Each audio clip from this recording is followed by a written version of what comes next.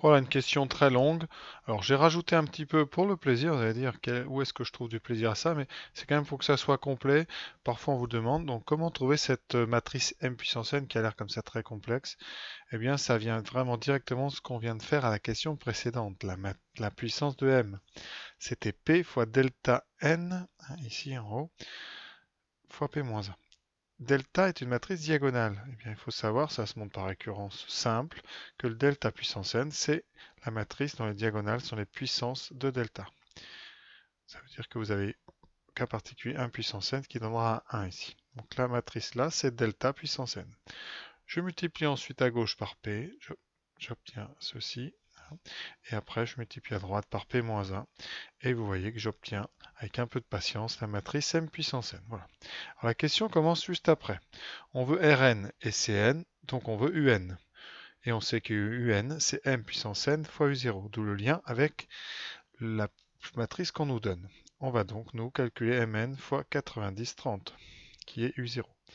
Voilà, avec un petit peu de patience. Ici, vous basculez 90-30, vous obtenez cette longue ligne avec des 90 tiers, 180 tiers ici, 30 tiers, 30 tiers. Vous calculez, hein, vous regroupez en simplifiant par 3 et vous obtiendrez exactement 40 plus 50 fois 0,85 qui est donc Rn. Vous pouvez vérifier d'ailleurs pour R égale 0, ça donne bien 40 plus 50, ça donne 90, ce qu'on avait ici au départ dans le texte. Pour Cn, je calcule et je trouve de la même façon 80 moins 50 fois 0,85n. Et on peut vérifier. Pour C0, ça fait 80 moins 50 qui fera 30. C'est ce qu'on avait dès le début.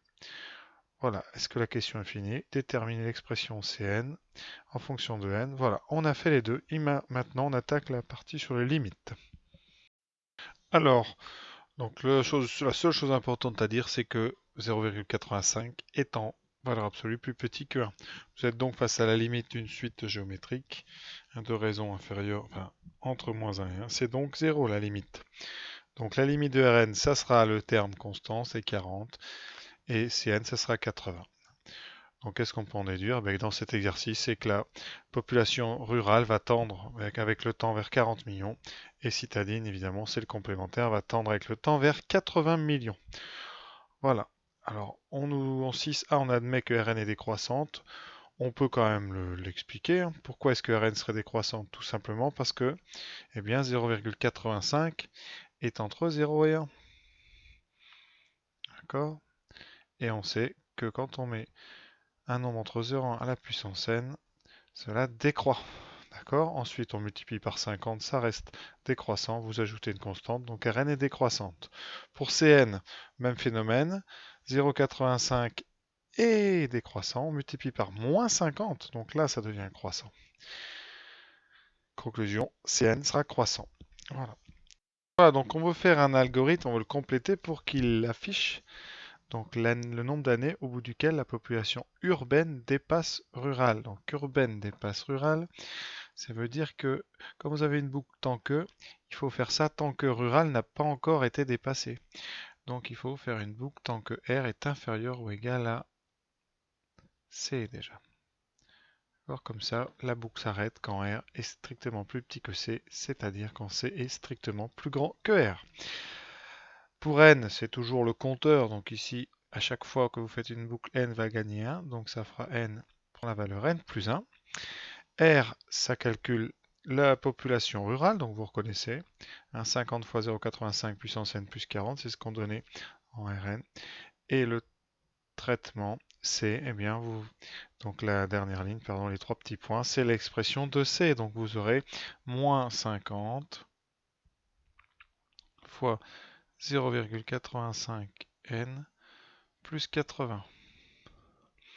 Bon, c'est vraiment pas très compliqué, hein. La seule petite chose pas évidente, je crois, c'est cette partie-là. Voilà, de ne pas se tromper sur la condition de la boucle. Pour le reste, eh bien, ceux qui ont fait CN peuvent remplir, les autres ne pourront pas.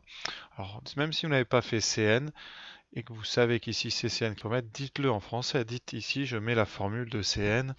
Voilà, pour quand même que vous ayez peut-être un petit bout des points, même si c'est rien, mais à force, ça donne envie d'arrondir la copie au-dessus. Voilà.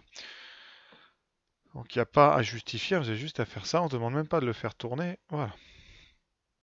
Alors, on a à résoudre une équation qui correspond, si vous avez un petit peu lu le texte, et puisque vous êtes là, vous l'avez lu, à Rn strictement plus petit que Cn. On reconnaît les deux expressions. Donc, en répondant à cette inéquation, vous répondrez à la question précédente, c'est-à-dire quand est-ce que Rn va être dépassé par Cn. Voilà. Et nous, on va chercher justement la première valeur de n qui va marcher. Donc, on résout ça de façon, il n'y a pas plus classique, on met tout à gauche qui contient des n et le reste à droite. On obtient 100 0,85 puissance n inférieur à 40, comme d'habitude. Le 100 va passer de l'autre côté qui donne un 0,4. Ah, j'ai mis la justification au mauvais endroit, celle-là elle va ici. Et on passe au logarithme à cet endroit-là. Voilà. Oh là là, il y a un petit trait qui va trop loin. Donc je l'efface. Donc c'est ici qu'on met donc cette justification. D'accord. Voilà, pas d'endroit du tout. Petit problème de crayon. Voilà. Donc ça nous donne, je reprends, 0,85 puissance n inférieure à 0,4 qui équivaut à n fois ln de 0,85 plus petit que ln de 0,4. Alors là, j'ai sauté une étape, c'est vrai, donc je vais peut-être l'écrire. Vous avez une étape intermédiaire qui était celle-là.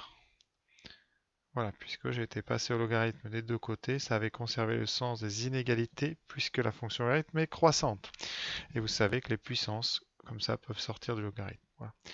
Ensuite, on doit diviser par ln de 0,85 des deux côtés, qui est un nombre négatif, puisque dès qu'un nombre est plus petit que 1, son logarithme est négatif. Un nombre positif, évidemment, strictement. Donc n est supérieur à ln de 4 divisé par ln de 0,85. Alors, une fois qu'on est là, eh bien, on va allumer sa machine, donner une valeur approchée de ce nombre-là et trouver le premier entier qui est plus grand que ça. Voilà, donc je tape ln de 0,4 divisé par logarithme 0,85 égale 5,638. Donc ici, n est supérieur à 5,638. Comme il est entier, n est supérieur à 6. Voilà, donc l'algorithme va afficher forcément n égale... Pardon, j'ai mis n strictement plus grand que 6, n supérieur ou égal à 6, donc n va afficher le nombre 6. Voilà, ce sujet est fini. J'espère qu'il vous a plu. Alors là, j'ai pris le temps quand même, je pense. Alors, rien de bien difficile, mais malgré tout, un sujet quand même assez dense. Il y a beaucoup à écrire, beaucoup de petites puissances. Ça utilise donc, vous avez vu, les suites géométriques avec des petites limites. Après, les élèves qui se sont un peu entraînés, je pense, n'ont pas eu de gros soucis. Et je crois que cet exercice est un petit peu vraiment un peu représentatif de ce qui peut tomber dans les systèmes avec des évolutions, quand on part de deux populations et qu'elles évoluent au fil du temps. Voilà, les récurrences que vous y trouvez sont des plus classiques. Donc vraiment un sujet que je trouve plutôt intéressant pour une classe de terminale pour s'entraîner pour le bac. Voilà. Donc bonne fin de journée à vous, merci. Et comme il est la coutume, si vous avez apprécié, eh bien n'hésitez pas à liker et en parler autour de vous, ça fait toujours plaisir. Merci beaucoup à tous.